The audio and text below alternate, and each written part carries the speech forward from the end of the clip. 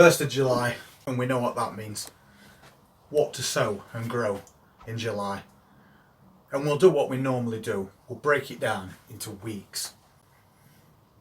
This year it's going to be slightly different. July's probably the hottest month of the year. And I think it's an ideal opportunity to sow more seeds than you normally would, which is what I'm doing. Because they're going to germinate a lot quicker. They're also going to grow a lot quicker and get established before those light levels drop and we start to approach those colder autumn days. We've done really well this year with that container garden, and it's still continuing to give us produce, and will do for quite a few months yet. But eventually those plants are going to get too tired, or the temperature's going to get too cold for things to produce as much as they have been. We're going to start and lose pollinators, so we've got to make new plans when we get to the end of July, which I'll go over when we've gone through a list of things to sow and grow in July. So started on week 1, one of the things you need to be concentrating on is feeding your cauliflowers. They should be in ground now and they should be very well established, and you want to be harvesting those in autumn. So between now and then you're going to need to give them plenty of feed, and I recommend feeding those plants every 10 days just to boost those nutrients up. You don't want to overfeed your plants, and especially don't overfeed things like carrots. Overfeeding with your carrots is going to cause those carrots to fork. So maybe once every 3 weeks with your carrots. I've not done it yet this year, but last month you should have been sowing kale, which means by now you should have some decent sized plants ready to go out. And of course you're going to have to put those in a tunnel or something with a net over, because them cabbage whites aren't going anywhere just yet. But if you have got little kale plants, first week of July is the time to get them into the ground. But one part of what we're going to be doing as we go through July is sowing some more kale. And you can still sow kale if you haven't done it already.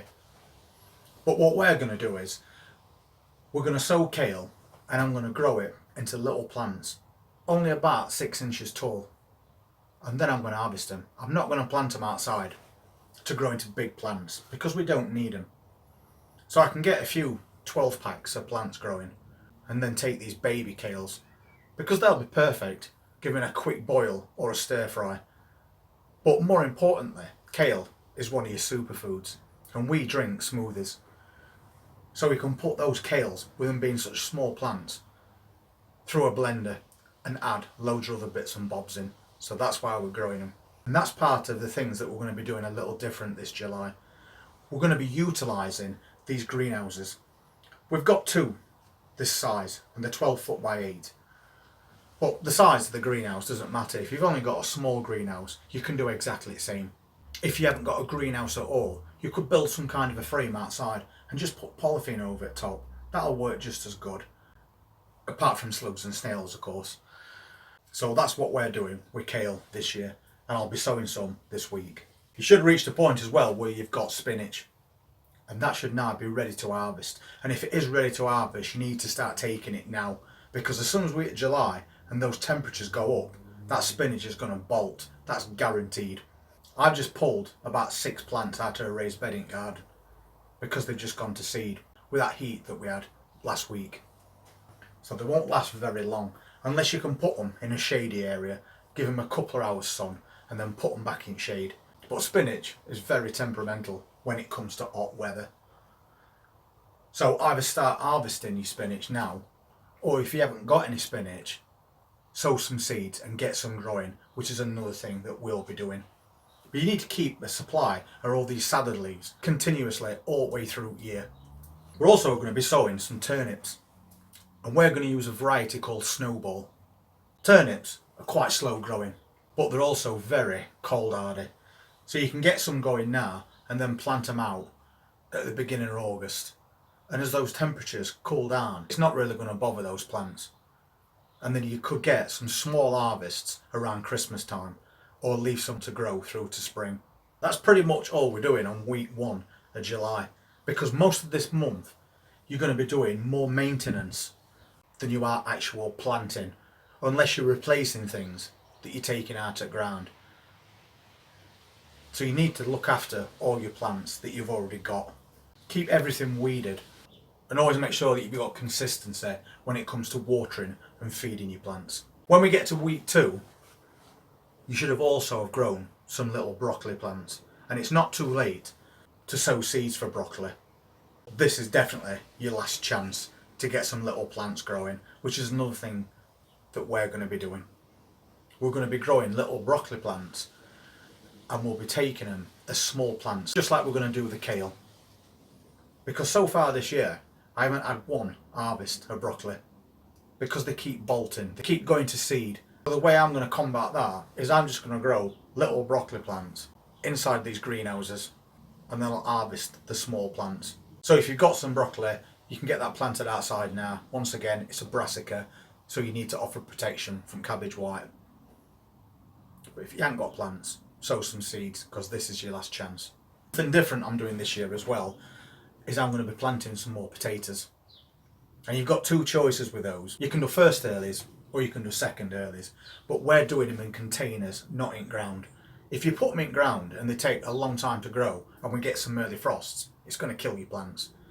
So if you want to try some potatoes this late in season, maybe get a couple of the first or second earlies that you've harvested and get them to chip, and then put them in containers and then grow them on. And you should be able to get some little new potatoes by Christmas. You probably saw recently that we're harvesting shallots. We've just took loads and loads out of a bed because I'm going to use them to make pickled onions. But if you've got them growing outside at the moment, you don't need to take all those shallots out. But they should be at a size now where you can start and harvest a few to use straight away. These are the ones that we've took already. And we got quite a lot of bulbs. There's around 92 bulbs in total there, because we emptied the entire bed. But they were grown in an area that was only 3 foot by 3 foot. So that's going to make lots and lots of pickled onions. Now you can take a few of your shallots and then leave the rest to grow on. You've probably got some Swiss Chard at a really good size by now.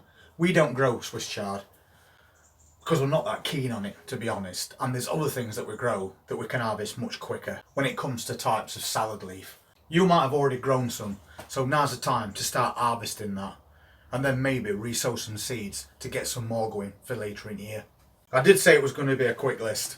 That's week 2 done.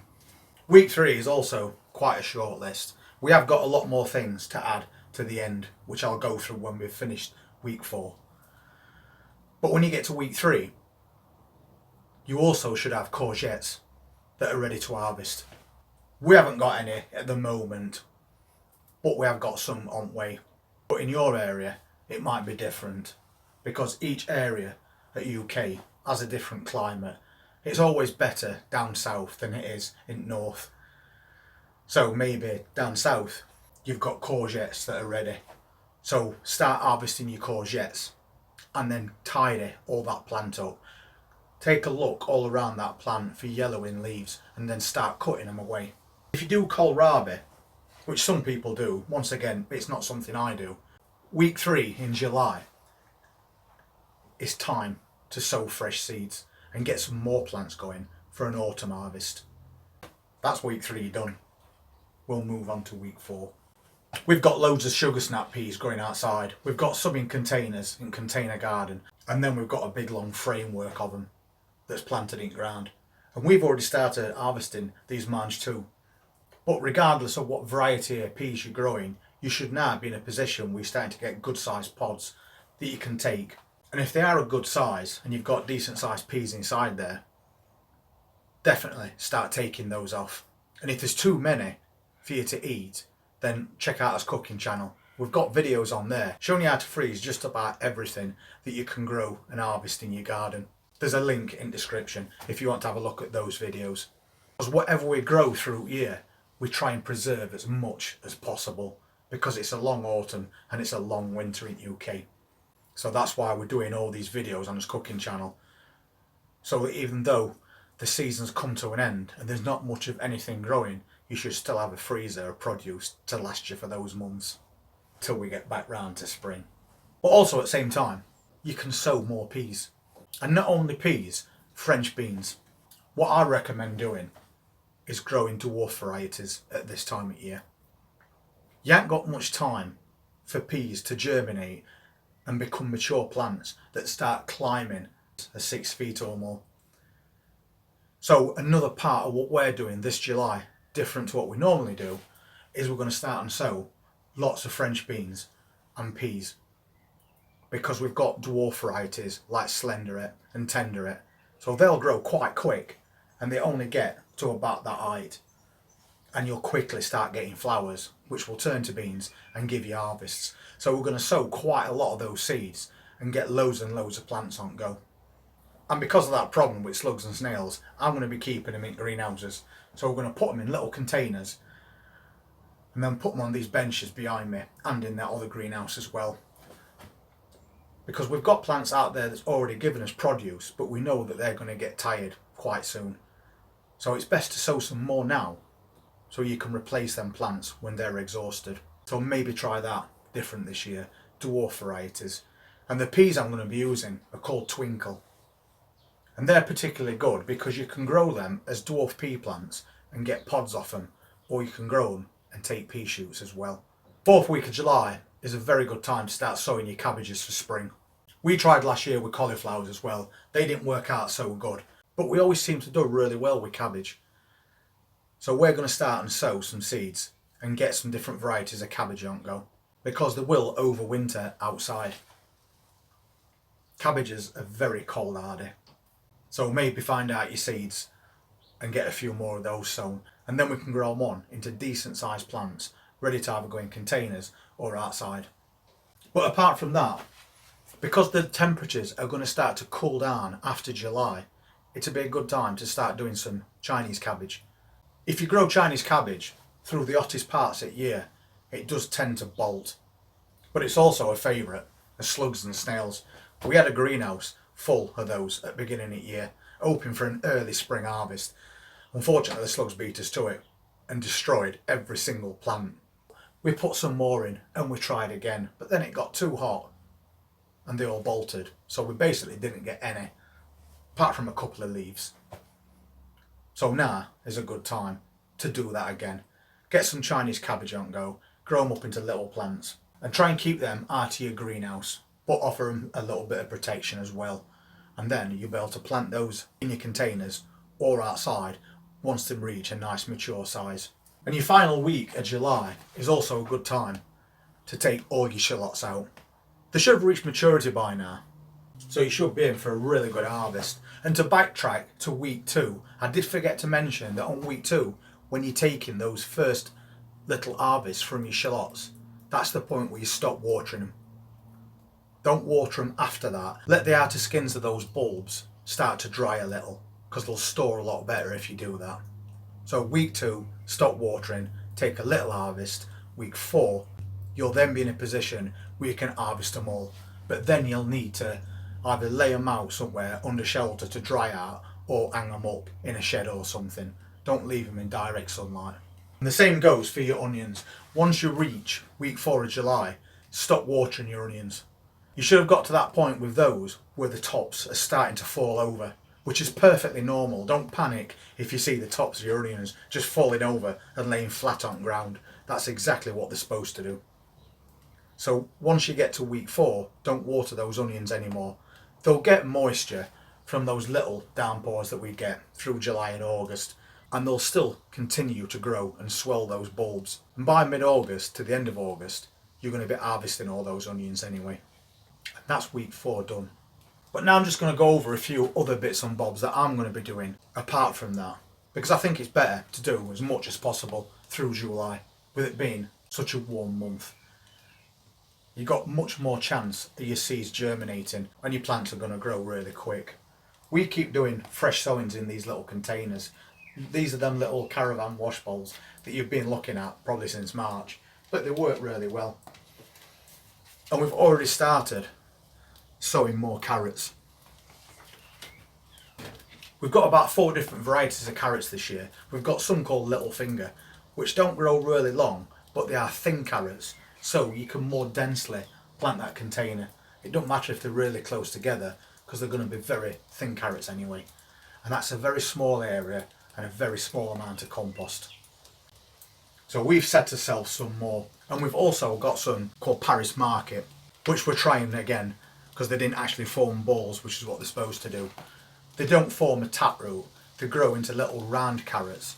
The last batch didn't really work, so we're trying some again. So we've got some little fingers, we've got some Paris Market on go, and then we'll try some other types of carrots in deeper containers. So you can still do some carrots if you want, but I'll be keeping these off at ground, away from carrot root fly. Anything above 60 centimetres and that little pest can't reach them. I think that where possible we should maximise the amount we can grow between now and end of season. So don't forget about those salads. We all love eating fresh homegrown salad all the way through the year. It's not cheap to buy at a supermarket, it's not exactly fresh, and it doesn't last very long. So we do all different types of containers like these, and we put all sorts of different things in. They're only little containers. They take up no space, they take up no compost, but they do give you very good results. This is one that we've done and we've harvested, and that was only last week. And this is beetroot. But we don't grow this beetroot for bulbs. We grow it for salad leaves because they're very nutritious. And even though we took a cutting from this quite recently, it's all growing back. And we basically went all the way across the top of this and took everything. But they do fight their way back. There's also some volunteer carrots in there if you look. But you can eat carrot tops as well, so I just left them. And that's a little bit extra for free. But apart from doing those, we're still doing lots of lettuce. That particular one is a romaine lettuce. And we've just recently discovered how big these plants go, so we're probably going to harvest these for leaves. But what we're going to do is we're going to grow some more of these romaine lettuce and we're going to put them into pots, maybe a 2 litre pot, and then grow that on into a fully established arting lettuce. But as long as we've got things like this on go, we're always going to have some fresh salad between now and end of year. And also don't forget about your spring onions. You can grow spring onions pretty much all year long. These are white Lisbon. They've got a good height to them, and they give you those 2 choices as well. You can harvest those tops and use them as a garnish, or you can let them grow on into spring onion bulbs. This year we've also taken a couple of harvests of those green tops and then left them alone, and they've still grown into bulbs. So it's a very versatile plant, easy to grow in little containers like that. So if you haven't sown any spring onions, get some of those on go. And that's just another thing you don't have to buy from the supermarket. I also tried some of these as well, Florence red onions, and they've done really well. They grow into long red onions, and I'm really tempted to just take one out and try it. They feel nice and firm. They was very easy to grow. So we're going to sow some more seeds of these, and I'm going to try and keep growing these all the way through autumn and into winter, because onions are very cold hardy, so why not try some? And we've also got another batch of those Paris Silver Skin. Once again, they was really easy to grow. We got nice little bulbs off them, and then we pickled them. That video is also on Cooking Channel if you want to see that. But onions are so easy to grow. They're probably one of the most cold hardiest plants out there. So whatever type of onion you decide to grow, you can still grow some and keep them going and going for months to come. And also don't forget that when it gets to autumn, we'll be planting out some more onion sets outdoors, and they'll be Japanese overwintering onions.